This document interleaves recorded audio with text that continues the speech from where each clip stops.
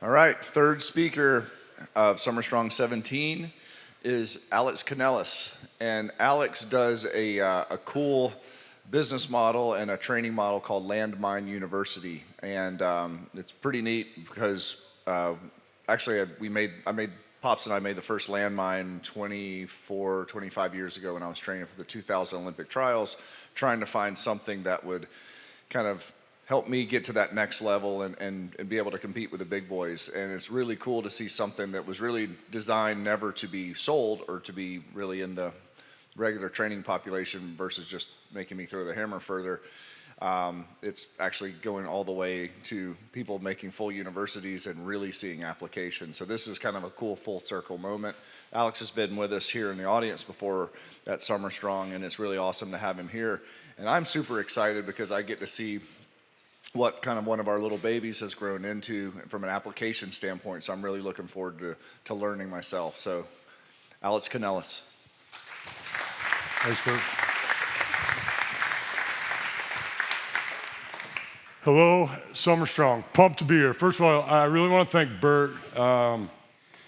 This is one of those phone calls that was like, I was so pumped. I mean, this is a huge deal to me. I'm very humbled by this opportunity. And my hope here is really that everyone leaves with a couple of things that they're excited to try and maybe some new ideas. And my attempt here, I'm going to attempt to teach you guys what I do with the landmine in the next hour. It's going to be pretty nuts and bolts in terms of like how I would go about introducing this to my athletes, teaching it to people. So my hope is that we leave here and you guys are excited about some real things that you can take and try and play with your athletes. So let's get into this. First, a little bit about me, and I really just want to make clear that I am a strength coach. I'm a guy that loves lifting weights in all of its forms. I played football at the University of Iowa, where I grew up. I played my true freshman and sophomore year. My career was cut short by injury, and I started interning right away with Coach Doyle in the weight room. He was a huge influence on me, and that's where I got my traditional education. I do have a master's degree, my CSCS. I did all the traditional stuff. I just hope that everyone here knows that I have a lot in common with you guys. I'm not some weird movement guru who's going to tell you not to lift weights anymore. That's what I want to put across here. I've been a strength coach, a professional strength coach for 14 years. As soon as I was done playing, I knew that this is what I wanted to do, and so that's why I'm so honored to be here, because it's not always easy to get in front of an audience of people that are passionate about the same things that you are. So I'm a strength coach, that's who I am.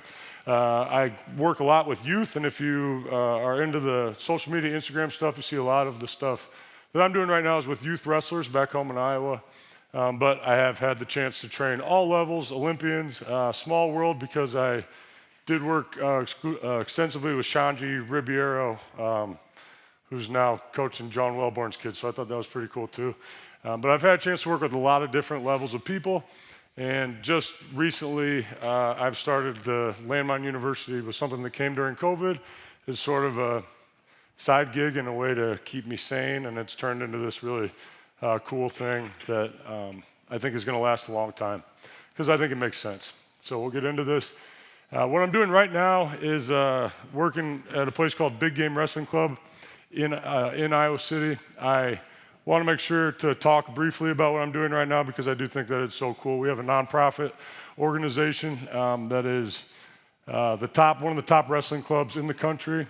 And because it is nonprofit, we're also able to fund hunting trips for the kids, get a lot of these kids that wouldn't otherwise be able to afford it to compete at the level that they are capable of.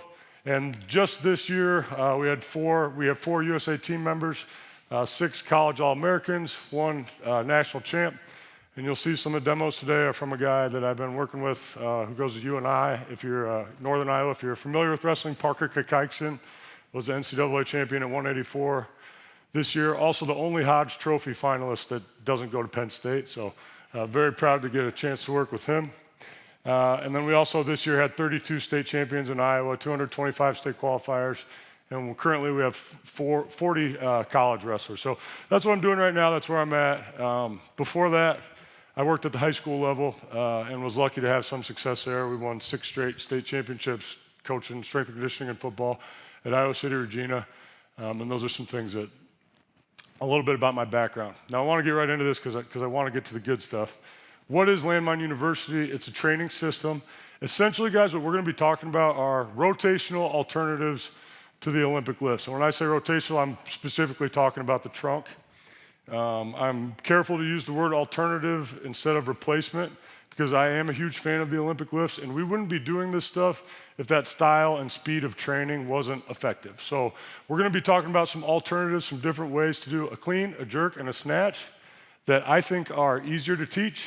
I think that the positions are more accessible. Some of you guys, I don't know how good your front rack is that I've seen in here. I think you could all hit some of these positions.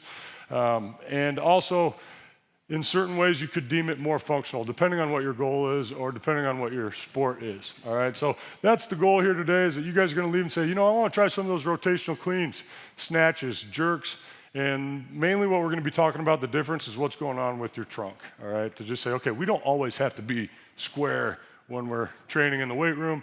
We can add some rotation, and in fact, that's part of a lot of human movement in general, all right?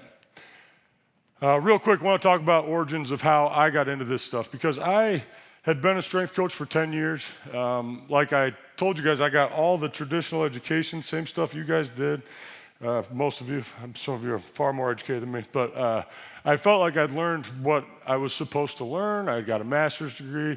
I came to these conferences, and I had been a successful strength coach at the high school level. Then I met David Weck, and if you're not familiar with him, he invented the Bosu ball, and he's kind of out there sometimes, but sometimes he is just a genius. And I do think that he has some really brilliant ideas. And meeting him, he got me turned on to the spinal engine theory. This is a fairly new concept.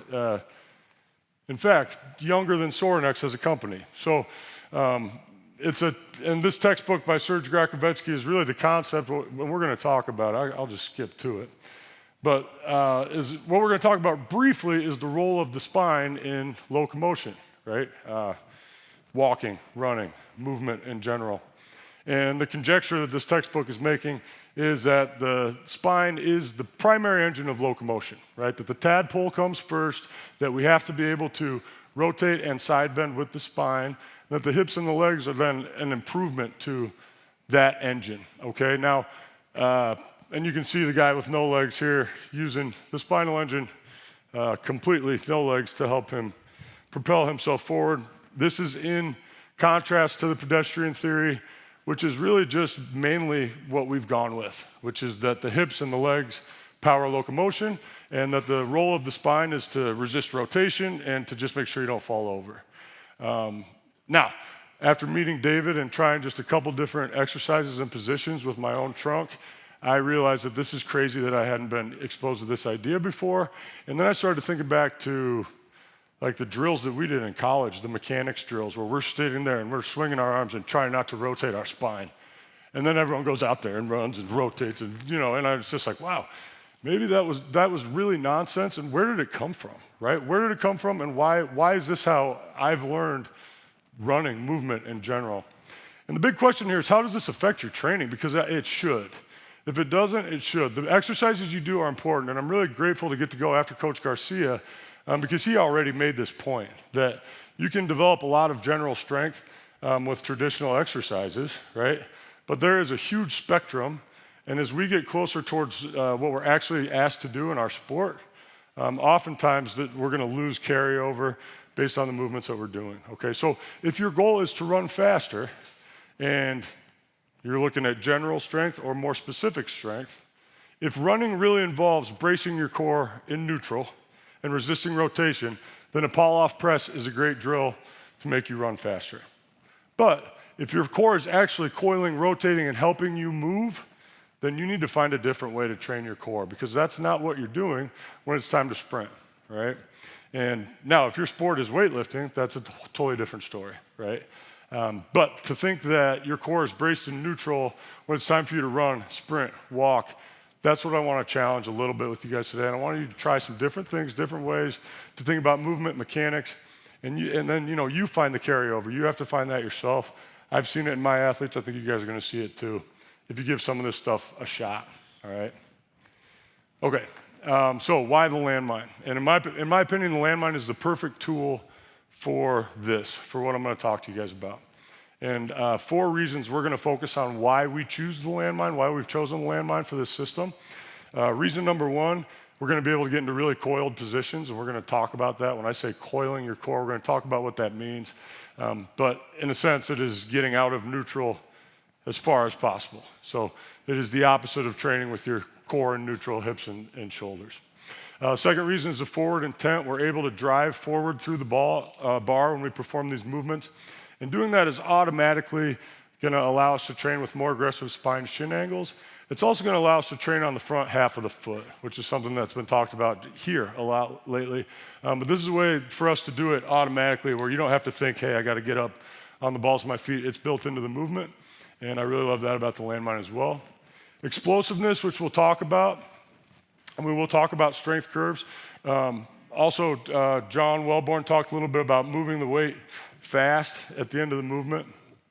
Landmine's interesting because it's a reverse strength curve. So the bar's going to get lighter towards the top. Now, that can be a disadvantage when it's time to build strength, but it can also be an advantage when it's time to learn explosive movements. So what we'll do is we will learn the movements with an unloaded bar, and you'll watch your athletes move more explosively than they ever have. Then we'll throw a band on the bar and start finding a strength curve, which is really easy to do as well. And we'll talk about that later. And then the last reason that I love the landmine is because of the loading capacity. And we did rotational training when I was coming up as an athlete, but we never did any percentage-based rotational work. We never really did any speed-based rotational work. And there was no sort of personal record that I could set that said, oh, wow, you're getting more explosive through this rotational pattern.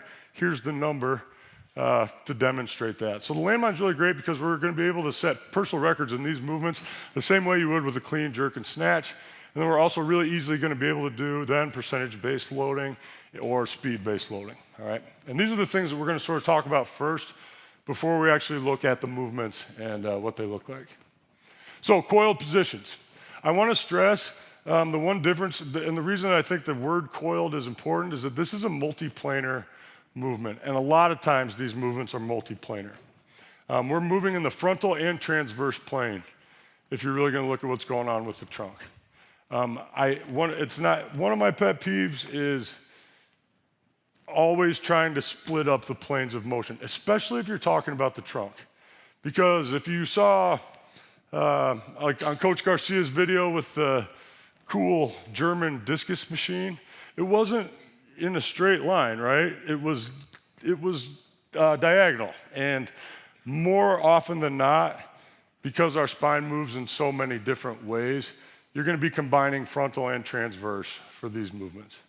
And when you learn how to do that, it's really powerful what's going to happen at a muscular level too. We're going to create this long side and short side of the trunk. And what you'll find out is that this range of motion for your lat and your oblique in particular is going to be new if you've never tried this training before. So the onboarding process involves a lot of cramping and then a lot of muscular development in the lat and especially the oblique. But you'll see that we are not just rotating, we're also side bending. And that rotation and side bend is how you're going to get into the shortest position for those muscles. And so if you're a muscular guy, or as opposed to like fashion, I think us strength coaches think about it in different ways a lot of times, and that's okay. Muscularly, this is going to be a range of motion that you probably haven't experienced before, proximally. So your lats and obliques can get really lengthened and really shortened, and I think that picture kind of shows that an example of that. So here's like a one-arm pressing movement where we're coiled to one side and then extending to the other side, as opposed to let's brace everything in neutral and just do it with our arm, which I think has very little carryover when it's time to actually throw a punch or a shot put or anything that involves as much force production as possible.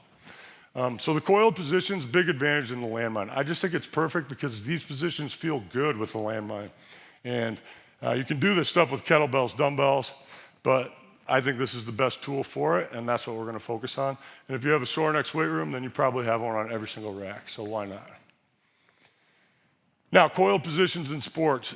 This is something that when you get into this, you're going to see over and over in every single sport. And these are just quick pictures, but these athletes, and probably most of them, as soon as they stepped into the weight room, it was all brace your core neutral and train that way. But when it's time for them to express power in their sport, these are multiplanar movements, right?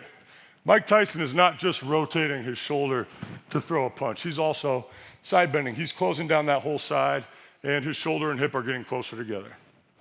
Same thing with the baseball swing, shot put throw, the hip hike that this Barry Sanders is so famous for. And a lot of what we do, you guys are going to find you're going to get better at hiking your hip up. And that's something that I never had ingrained into my strength training. When it was time to train my oblique, it was side bends or straight twists. I didn't get good at doing what your oblique really should be doing, which is hiking your hip and helping you take a more aggressive step. So you'll see these positions in sports. And my other pet peeve is constantly classifying sports as rotational or non-rotational, just because what I've seen, like the only non-rotational sports are strength sports, which I also love. But those are rotational too, right? I mean, everything you do, we move rotationally regardless, but as far as the trunk goes, you're probably not training your athletes with enough rotation in terms of strength training, and I don't care what the sport is, all right? I think that we can all benefit from it. And when you start to watch your kids walk with more swagger or walk with more rotation, you're gonna be able to tell real quickly which ones of them are more athletic, less athletic. The guys that don't walk with any rotation in their spine are not your best athletes, and they should address it in the weight room if they can. Okay, the second benefit, like we talked about, so the coiled positions is one. The second advantage is this concept of forward intent. So we're actually going to be rewarded in these movements for driving forward, because the landmine is going to help us balance, and having a weight that's on a pivot point in front of you, it allows you to add forward intent, is what we call it. So instead of getting the slack out by stretching the bar like you do with a bench press, or getting the slack out of a squat by pushing out with your feet, we get the slack out by driving forward into the bar. And that creates a lot of really advantageous angles if what you're looking for is carryover for forward locomotion, which we are. So we're always going to try to be congruent with that spine and shin angle, but it's always going to be aggressive. So now we're training with our knee over our toe and our heel up, but it's not forced, it's supernatural. It's happening because of our intent to move forward and to push the bar through the rack. So I think that's another huge advantage here. And maintaining that constant forward pressure is going to allow you to train through the balls of your feet, and like I just talked about. I'm big on cueing the balls of your feet as opposed to the toes. You don't train on your toes. Ballerinas train on their toes. Most of the force is going to come through the ball of our foot. So think about it that way, but none of that's going to be forced. It's all going to be built into the implement, which I really like as well. And you get a lot of lower leg development from starting to do this. And I've been teaching these coaches classes now for a few years, and every single time we go through day one, day two comes, and everyone is really sore in their lats, their obliques, like to the point where they can't even reach their arm up, and their lower leg, just because they haven't done it before, and because at a coaching class, as you guys know, we do like 4 hours of the movements the first day. But it's been great for my kids' lower legs, for me in particular as well. My feet have started to spread. My toes are splayed now. Things that are happening with me, my own body. I really wish I would have gotten into this a little bit earlier in my athletic career for sure. And then the explosive movement. And you see the Olympic rings at the bottom. I want to stress that I love the Olympic lifts, okay? I've had 2 surgeries on my right shoulder, 1 on my right bicep, all before I started training like this. But I reached to a point in my 30s where the Olympic lifts they didn't feel as good because my right side's so messed up. I'm so asymmetrical. That being said, I still loved using the Olympic lifts with my athletes or variations of them. I think there's huge benefit there. And for me personally, when I got away from training the Olympic lifts in my own personal practice, I felt a big gap in my own training. That I can train fast, jumps and throws. I was doing powerlifting, training heavy, but that middle part, that explosive weight training part, take this weight and move it as explosively as you can. I was missing that, and I needed that. I really like that. That helped me athletically, but it also was something that I enjoyed. And that's a big thing, too, to keep in mind with your athletes. If you can find a form of training that they really enjoy, then it's going to keep their engagement up, and that was big for me. There's triple extension in every one of these movements. That's something that Olympic weightlifting coaches will say is the end-all, be-all, and I think that it is a very beneficial thing for athletes to practice triple extension and to organize themselves that way. We can produce a lot of force similar to the Olympic lifts, and the athletic rhythm of it is going to be very similar to the Olympic lifts. And that's what I loved about the Olympic lifts was the rhythm. How do you keep yourself organized and learn how to accelerate the bar? And so all of those things are going to be ingrained into the landmine system or the landmine movements I'm going to show. And I would also stress, if you're a coach who already uses the Olympic lifts, onboarding with this stuff is so easy, it's ridiculous. So it could just be an alternative that you bust out on deload week if you're a hardcore Olympic weightlifter, or if you decide, you know what, I want to do our rotational movement with a little more explosiveness for this phase, and maybe the bilateral, we'll do squats instead of cleans for this phase. This is just some options that you guys can use where you're going to be able to check those boxes, but then also add a different pattern through the trunk. And but again, the explosive movement piece, one of the reasons why I love the landmine. Now, using the strength curve to our advantage, I already touched on this briefly, but I love the fact that the landmine gets lighter towards the top. When our angles get more advantageous, I used to hate it, and I was a big West Side guy always. I loved that stuff. I was always using bands and chains. Fighting the strength curve makes a lot of sense to me. Then I started training youth athletes, and I realized that if you want them to train explosively, you need to start with sticks, right? I mean, the lighter the better, and I want to see them snap into their end ranges, and the landmine is really perfect for teaching them to move the way that I want them to move. And then this picture is how we throw bands on the bar. It takes 2 minutes to set up, but man, it's worth it, especially if you're using this stuff extensively. The stimulus is unreal when you throw a band on the bar and start doing these explosive moves. That's how we do it to keep it consistent. There's other ways you can do it. And then you'll see in the video examples, also we can hang a bar from the top and make it lighter, which will also fight the strength curve. It'll get heavier at the top that way too. So there's different things you can do to fight that strength curve. Everyone understands the strength curve or what I'm talking about? Okay, great. Loading, we talked briefly about. It's very easy to load, very easy to do percentage-based training, and to have more personal records. If you love lifting weights, then you should have a lot of personal records, right? So you can keep it interesting, you can do it for a long time, and this is just another one that you can add to your list of personal records.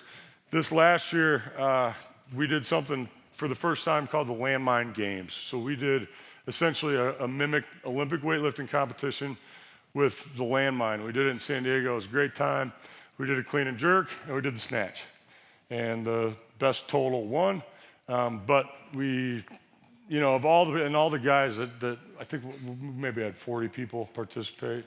But no, I've never seen an injury with this style of training, which is great. I'm not saying that it can't happen, but we didn't have any injuries and got up to some really impressive weightlifting numbers. And that, to me, really demonstrated that, okay, that was big for me because we can compete in this. We can take it to the top.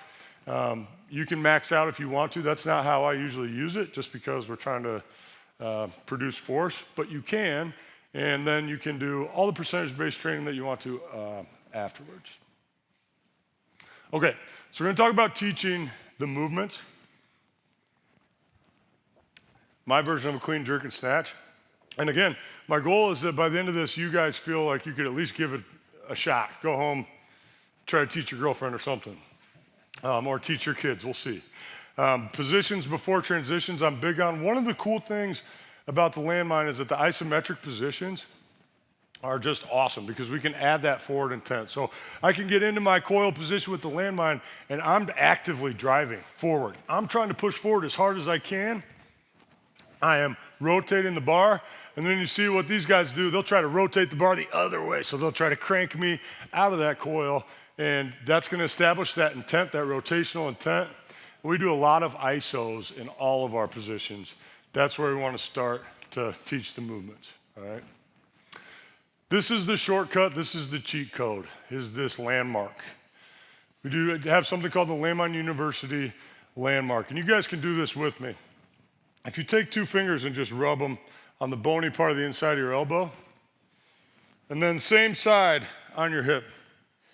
What we do is we create as much pressure through that spot as we can. Now we're rotating, we're side bending, we're pulling our elbow through our hip as hard as we can, and we're hiking that hip up into our elbow at the same time. You'll feel a tight contraction in your lat, in your oblique, and you'll establish that short side of the core. Now in all of our positions, that landmark is present on the front foot side. And you see us doing a lot of this splitting of our feet, which is something that's just kind of happening because of what we're doing with our trunk. But whichever foot's in front, that hip is naturally going to be a little bit further up and forward. That's the side we're going to set the landmark, and that's going to help us get into as far range of motion as possible, always going to be on the front foot side. So as we go through these positions, these exercises, you'll see you're going to start with the same base, really good long spine posture that you would with traditional lifting, and then you're going to find that landmark. When we do the clean, it's going to switch to the other side. When we do the jerk, it's going to switch to the other side. But as opposed to getting distracted by the bar, pay attention to that elbow on the short side, and you'll see that landmark is always going to be on the front foot side. These are pictures of the wall stretch, which I will show a quick video of. So you reach our hand up, we curtsy that foot back, and we dump the hip onto the wall. You can see I've got a little bit of an aggressive angle with the spine and the shin, but then all I'm doing is focusing on tightening that landmark, all right? This stretch right here will cause some cramping in some of your guys that aren't used to it or haven't been into this range before, especially the lat and the oblique. Just make sure you dump on the wall, and then your heel is gonna lift because of what you're doing with your hip. So I don't like to cue any tension in the lower leg. I'm not trying to do a calf raise. I'm hiking my left hip until that heel sort of naturally raises. That's step one. I put everyone into this wall stretch, and everyone finds their landmark. And it's very scalable. It's going to be different for different people. For some people, it's going to be above the belt line, and we'll work on getting it lower. But wherever it is, we want to establish it with this stretch first, so then we can learn the movements and use that landmark in every movement, because it's going to be there, all right? So step one, wall stretch. That's where we start everyone. And 20 seconds each side, you get to just walk around, see your athletes, make sure you like that position that they're in that wall stretch. Next, we talk about the screwdriver, which I consider the ultimate pattern for your core, all right? And essentially what it is shoulder down and back, hip up and forward. It's frontal and transverse. It's multiplanar. I'm not just rotating. I'm not just side bending. I'm doing both. And the concept here is that we're going to be able to layer this pattern into all of our lifts, right? So instead of just doing a lunge, I can now layer a screwdriver into my lunge, and we can just simply add a core-driven pattern into our traditional movements, and that's essentially what this is. Yes? Are you also cueing their head to go over the front short? And yeah, that's going to happen. Your head is going to go over the front foot, right? And that's a concept that David talks a lot about, is a head over foot running, that your weight goes over this foot, and then this foot, and then this foot. You're going to see that. We don't actually cue it that much because it happens kind of automatically, but that's definitely going to be part of it. What we cue with the eyes is always forward, so we're always going to look down the barrel, and we're always going to be eyes on the target. So now we're going to look at this screwdriver. See what it looks like. You're going to see a slow version with the landmine, and then you're going to see an explosive version where now we start to introduce the hip flexion and hip extension, and without any level change.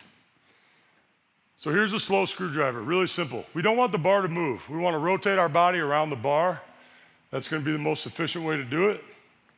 And the big thing you want to make sure your athletes are doing is hiking that hip. We can all rotate, we can all side bend, but if you hike the hip on that side, so I'm shifting my weight now to a high heel side. Shifting your weight to the side that's hiking is subtle. But now doing that, we're able to layer that into all of our movements. And if I ever get done with this set, there's an explosive one there. So now we're shooting the elbows forward, similar to you would for a traditional clean, but it's one at a time and the other one's coming back, right? Full rotation, side bend, forward intent the entire time. That movement there is where we go next. So everyone's got the wall stretch, and then everyone works on finding that landmark, slowly. And then we work on going all the way from one to the other explosively like that. And now we're ready to layer that in, add a little bit of triple extension, and that we're gonna be able to layer that into a clean, a jerk, and a snatch that are gonna be super effective. These are our positions. And what I want you guys to really realize is that if the arms are invisible, that these positions are very similar. It's pretty much the same thing over and over. In our hang position, the bar's inside our knee. That's our version of a hang position. And we do go from the floor, so you could do hang cleans, full cleans, you can do any variation of that. But that's basically a hang position. Blade position would be our version of a rack position. Bar's on your chest, but now we're gonna coil as far as we can. Same thing with the lockout position. We're gonna get as long as possible on that lockout side by coiling on the other side, by setting that landmark. Really simple. And if they know base weightlifting posture and they know basic positions, these are very easy because I'm just gonna tell them to coil up their landmark on the front foot side. So if we've all done the wall stretch, and we all know what a landmark is, that contact point, it's gonna be really easy to teach them these movements, all right? So we're gonna see some really quick examples of the movements. I'm gonna do a set here. You're gonna see a set by, Parker Kikaikson, who I said talked briefly about at Northern Iowa. And he's been, this is one of the points I wanted to make. This is cool. I've got clips of him from like our first time working together. So he's super raw with the movements, but he is very snappy, and he's been training this way for a little over a year, at least a couple times a week. I don't get to see him that often, but I would never attempt to take any credit for what he's done. He was an incredible wrestler before I ever worked with him, but I do like his feedback because of the level that he's at, and he really enjoys this stuff as an alternative to the Olympic lifts. And then you're gonna see one of my 11-year-old athletes as well. So we'll get a chance to see a youth athlete with the bar hanging overhead on the power rack, an NCAA champ, and then an old guy with a man bun. So we'll start with the split jerk. Dip, jump. And you can see there's a dip, there's a drive, there's a drop, very similar to a traditional Olympic split jerk. We're just layering that screwdriver pattern into it, okay? I want long side, short side. I want now my punching power to transfer when it's actually time to punch. Here's Parker. Very raw with this stuff, but if this is how they look the first time learning it, then we're in business. We can load it, right? He doesn't need 3 weeks of technique sessions and special stretches to be able to do this movement. Also, if you have shoulder issues, I've found a lot of success with this overhead position as opposed to doing it with both. It's just more accessible. And to me, it's also more transferable. We have even more. That's how we hook the bands up, which is gonna change everything once you learn the movements. And there's also different ways. You can see he's pulling it in and reloading slowly, re-dip, and jump. And if you watch my youth guys, a lot of times we will do a more explosive eccentric, where he'll pull the bar down and he'll snap into that position. And you can do either. Can I ask a question? Yeah. Your kids, how much are you cueing? Like, I don't want to get too high level with them because they're still learning that kind of literacy. But how much are you cueing their core? Like, are you seeing them bow? Are you seeing them flare? Are you seeing them, are they naturally getting into the right position? Yeah, well, we do a lot. So what we do is a lot of ISOs and coiled training until I'm happy with their positions and their movement. So if I say a movement is coiled, then we stay on the short side the entire time. And now that we're in that same side and we're trying to tighten that landmark to initiate the move, to start the move, now we can talk about flexion and extension, if that's what you mean. So you have to just practice. Flexion, extension, right, yeah. They know where they're going before you. They know what they're going, yep. And just keep it light, which is, with the band we can do that. This is next we're gonna do our version of the split clean, which I absolutely love because I beat my head against the wall so many times trying to get kids to do cleans that I like. And me personally, I didn't grow up doing Olympic lifts. When I went to college and realized that we were like going real heavy on our cleans, like this is how we're gonna test our explosive strength. and I'm over here, and I'm doing this. And I look down there, and that guy's doing a totally different exercise. And it always bothered me. Because here we are, Coach Doyle was the highest paid college strength coach in the country at that time. We are the Iowa football team. Come on. And this is how we're measuring our explosive strength, and I'm not doing the same thing that guy's doing. This is not the same move, and it hurts, and it feels awful. Well, here's a way for us to do some cleans that feel good for everybody, and I'm undefeated so far with coaching workshops. In an hour, I can get everyone to do these, and they're at least going to look the same, right? So clean from the floor to our chest or from knee to chest. Rotated towards the front foot and switch it. And you can see a little bit smaller stagger with the feet. I'm much less concerned with that than what's going on in the trunk and posture. Again, first time ever doing this type of clean. And here's a kid that refuses to do cleans in his normal program because he thinks he's going to hurt his wrist. And we can get him doing it explosively on his first go-round. And he loves the transfer because if you guys are into wrestling or grappling, you don't just pick someone straight up and put them down. It doesn't happen that way, right? We shoot to a side and we dump. It's always one side to the other. And that's why I think that the grapplers have taken to this so much. Most of the guys that I've worked with extensively have been either fighters or grapplers, and everything that they do is rotational. They know it intuitively. This feels more like what they're doing than a traditional version. Not that there's anything wrong with traditional cleans, because they're incredible, and if you can do them and your kids can do them, then this is just real easy. You could do this, just bam, take 5 minutes to talk about it. If they're good at cleans, they're gonna kill this. All right, here's another one of my 11-year-olds. I think that was it for that one. Okay, now split snatch. This is where it gets a little more complicated because we have to switch hands. Again, we're talking all about going from long side, short side to long side, short side. So when we do a snatch, we're reaching down for the bar. We have to switch hands so that we can switch landmarks, right? We're gonna go to the floor to overhead in one movement. If we wanna go from one landmark to the other, we have to switch hands. But once you get the pattern down, you'll see it's easy. So the pull is with one hand. It's a high pull. It's very accessible, even if you're tight with a bilateral high pull. And then the finish, obviously, is gonna be a lot like the jerk. And the rhythm is gonna be very similar to a traditional snatch, where I always tell people the lastest part is the fastest part. So it gets faster towards the top. And that athletic rhythm of building that acceleration is one of the things that I felt I was missing when I got away from the traditional Olympic lifts.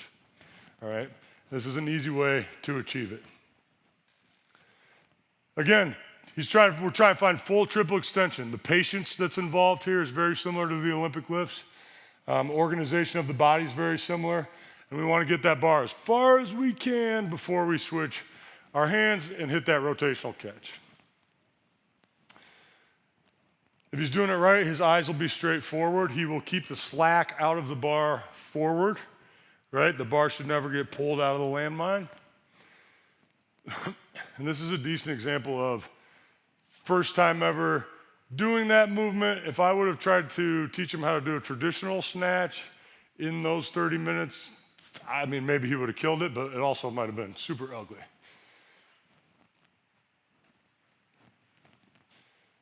And that's what that looks like.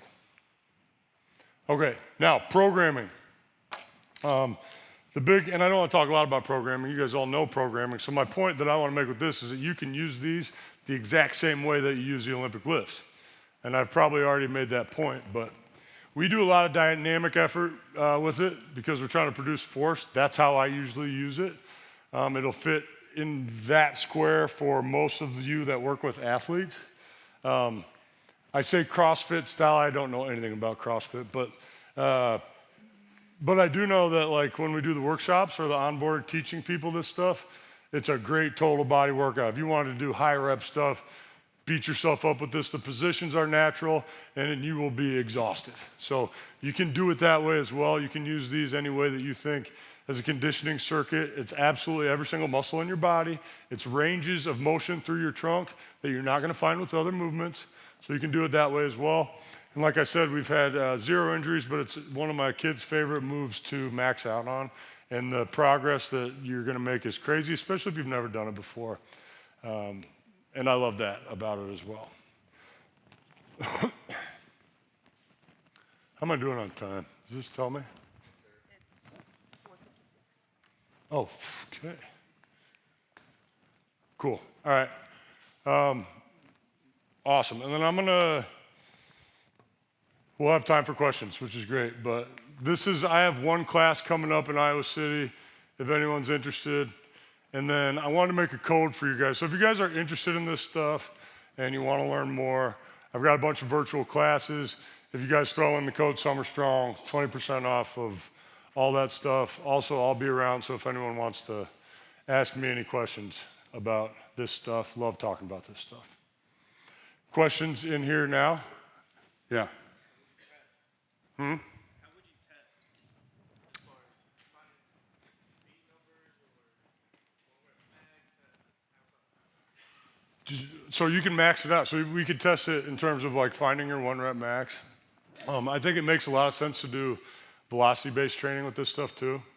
So similar to like what Coach Garcia was saying, if you say, okay, we want to do this movement, but I need it to be moving at 0.8 meters per second, if you have the technology, then you can load it up to that. And that's what I would like most of the time do in terms of like, so you could set rep records, you could set records that way as well. So like, if that's your standard, and I think that's a safe way to do it, but if your standard is we're doing this to get more explosive, that bar needs to move at 0.8 meters per second, then now you have a personal record with 0.8 meters per second, right? I've done 200 pounds with 0.8 meters per second, and then in a few weeks, if I hit 205 and that also moves at 0.8 meters per second, then that's my PR there. So you can set your standard that way, and I think a lot of really smart coaches do that. Or you can just go heavy and adjust the percentages, but you can totally max it out. We use weightlifting straps for the clean and jerk, especially if your hands are too small, but the snatch is a little bit trickier. Anything else? Yes?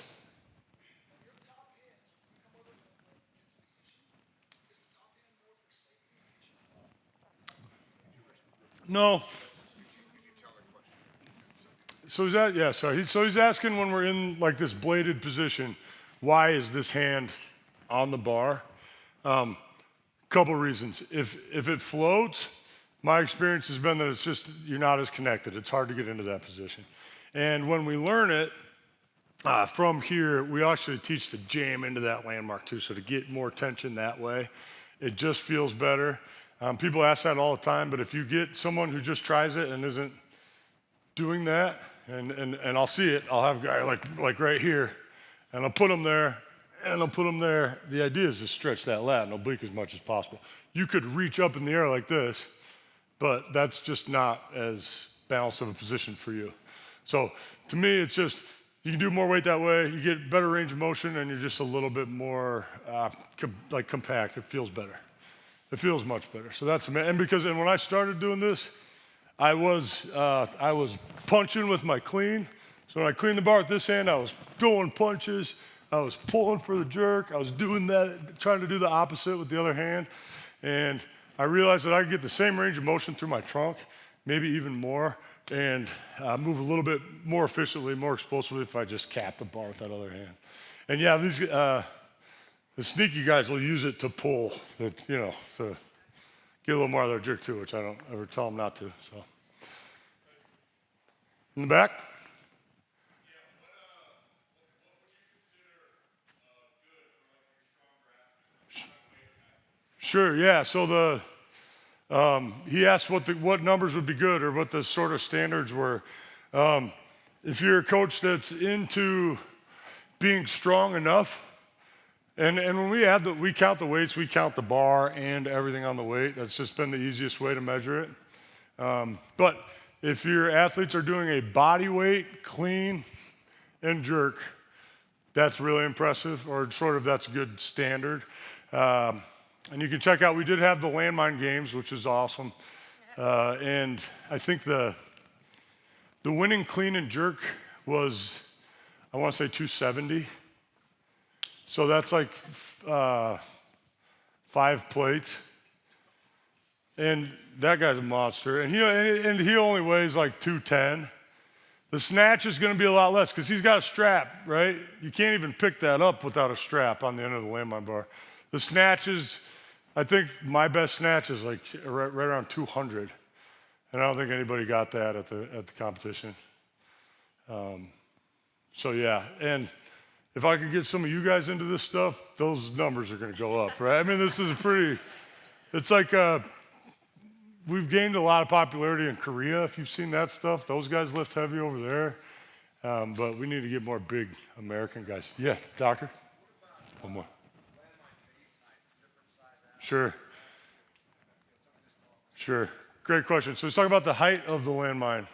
And I think there's some really interesting things you can do adjusting that. For our lifts that are from the floor, I like it on the floor. And it's just, me and Bert were talking also or yesterday a little bit about how one of the great things about it is that it's there on your rack and you don't have to mess with it that much. But what you're really going to affect is that strength curve, especially for the overhead movements. So if you're trying to do the overhead stuff, elevating the landmine is a really interesting idea. I don't like for the end of the bar to move backwards because I'm trying to train with that forward intent. So if I go too low, that now the landmine has to get to me and then go. I'm not big on that, but it's something that I should mess with more than I have also. Yeah. But really interesting things can happen there, for sure. That's it. Hey, thank you guys so much. Thank you. Appreciate it.